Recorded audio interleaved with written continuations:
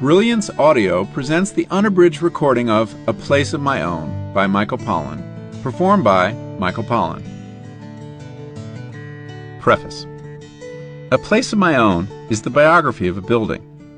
In a sense, it is the biography of every building, but happens to dwell on one in particular. The not-so-primitive hut I built in the woods behind my house in New England as a place to read and write and daydream. This is not a famous or important building, but to me it has meant the world. I built it with my own two unhandy hands, and it is here that I wrote this book, as well as a second, The Botany of Desire, and a third of a third, The Omnivore's Dilemma.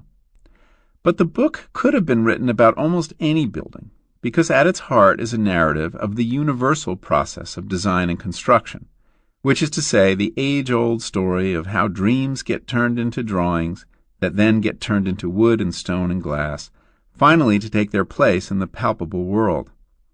I have always found that process wonderful and slightly mysterious, and the people involved, architects and builders, particularly impressive characters.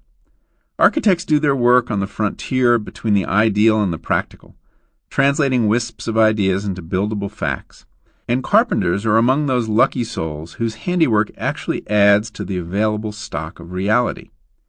To a writer, whose creations can really only be said to exist among the human speakers of his or her language, this is cause for envy.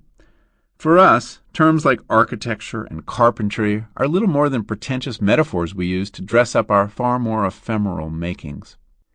I had a dense tangle of reasons for wanting to build something, but one of them was to join the world of the makers, homo faber, and leave, if only temporarily, the dodgier world of words.